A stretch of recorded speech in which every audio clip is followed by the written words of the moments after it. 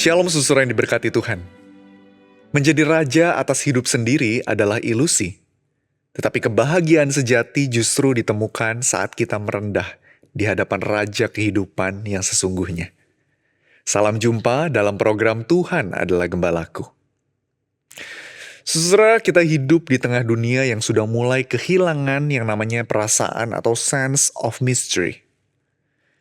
Misteri adalah sesuatu yang terlalu besar atau terlalu rumit yang tidak bisa kita pahami sepenuhnya dengan pikiran kita. Dengan adanya perkembangan sains, teknologi, tanpa disengaja, kita distimulasi untuk merasa bahwa dunia yang kita hidupi itu bisa kita pahami sepenuhnya dengan pikiran kita. Kita memang bisa mulai paham tentang misalnya bagaimana alam bekerja, bagaimana seorang bayi bisa lahir, bahkan makhluk-makhluk yang hidup di dalam lautan yang dalam pun kita bisa ketahui, saudara. Tentu tidak ada yang salah dengan semua perkembangan ini. Asal kita nggak jadi lupa bahwa ada sesuatu yang lebih besar dari realitas kita, yang tidak bisa kita tangkap sepenuhnya dengan pikiran, atau bahkan indera kita. Tuhan itu misterius, besar, dan ada banyak hal darinya yang melampaui imajinasi kita.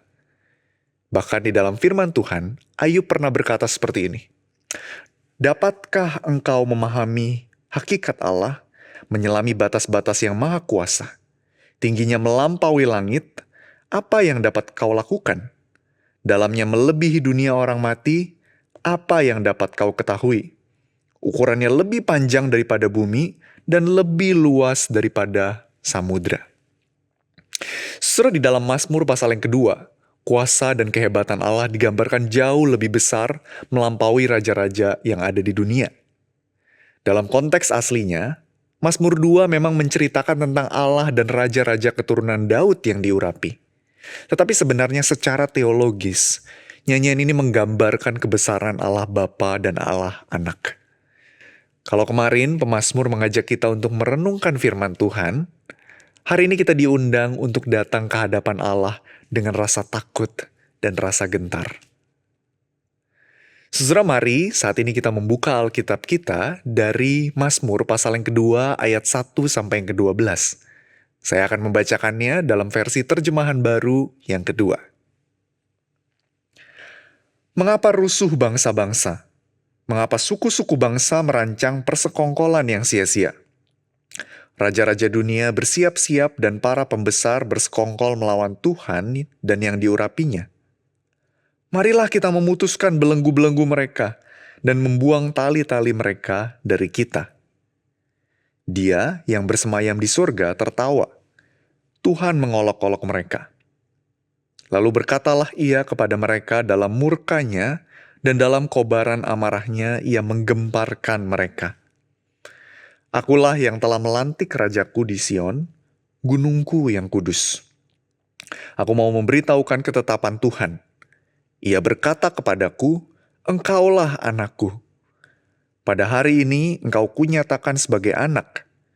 Mintalah kepadaku, maka bangsa-bangsa akan kuberikan kepadamu menjadi milik pusakamu, dan ujung bumi menjadi kepunyaanmu. Engkau akan meremukkan mereka dengan gada besi, memecahkan mereka seperti tembikar tukang periuk. Oleh sebab itu, hai raja-raja, bertindaklah bijaksana. Terimalah pengajaran, hai hakim-hakim dunia. Layanilah Tuhan dengan takut dan bersukacitalah dengan gemetar. Ciumlah sang anak. Jangan sampai dia murka dan kamu binasa di jalan, sebab mudah sekali murkanya menyala. Berbahagialah semua orang yang berlindung padanya." Saudara, Mazmur yang kita baca sebenarnya adalah Royal Psalms. Sebuah pujian yang biasanya dinyanyikan saat seorang raja dilantik. Dalam nyanyian ini, Allah digambarkan sebagai raja di atas segala raja, dan raja-raja dari garis keturunan Daud sebagai pemimpin yang mewarisi otoritas Allah di dunia. Menjadi wakil Allah di bumi pasti tidak gampang. Karena seperti kata pemazmur, ada banyak bangsa-bangsa yang mau memberontak dan menghancurkan mereka. Ada banyak raja yang mau menjadi seseorang yang paling berkuasa, seseorang yang paling ditakuti, seseorang yang paling dihormati. Gak usah jauh-jauh, saudara. Sampai hari ini, ada banyak dari kita yang tidak mau dipimpin, kan? Atau bahkan mengabaikan perintah-perintah Allah. Waktu kita misalnya hanya bergantung pada kecerdasan kita.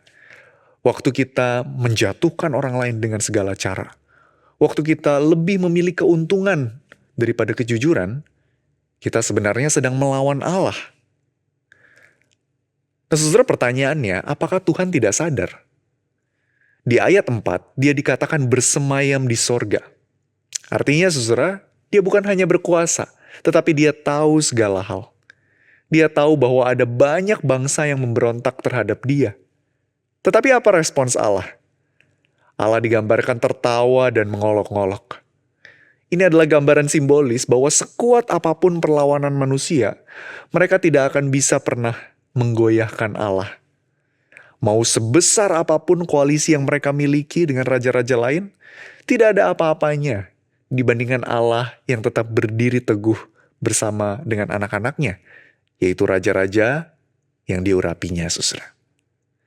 Dasar dari klaim ini kemungkinan diambil dari 2 Samuel pasal yang ke-7 ayat yang ke-14, saat Allah berkata bahwa ia akan menjadi bapa dari anak-anak Daud, dan anak-anak Daud akan menjadi anak Allah juga. Lewat pemahaman ini, raja-raja justru harus bertindak bijaksana dan menghormati Allah, serta mereka yang diurapinya. Pesan ini juga berbicara kepada setiap kita, saudara. Raja-raja dari keturunan Daud mungkin hari ini sudah tidak ada lagi. Ada masanya di mana raja-raja Yehuda itu pada akhirnya gagal. Tetapi ada satu keturunan Daud yang tidak pernah gagal, yaitu Yesus, Putra Allah yang sejati. Senada dengan perkataan Allah di ayat yang ke-7, Bapa juga berkata kepada Yesus di Matius pasal yang ke-3 ayat 17. Inilah anakku yang terkasih, kepadanyalah aku berkenan. Saudara, Yesus memang pernah mengosongkan dirinya dengan mengambil rupa seorang hamba ketika dia lahir ke dalam dunia.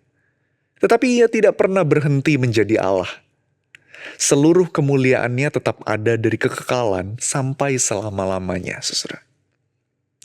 Oleh sebab itu, pertanyaan utama dari perenungan ini adalah, apakah sekarang kita memiliki rasa hormat terhadap Allah dan Raja kita, Yesus Kristus? Kita seringkali lebih suka menjadi raja-raja kecil di hidup kita. Kita suka dihormati. Kita nggak suka kalau orang kasih kita kritik atau masukan. Kita juga cuma mau melakukan apa yang kita anggap benar, bukan apa yang Tuhan anggap benar. Padahal firman Tuhan di ayat 11 berkata seperti ini, saudara.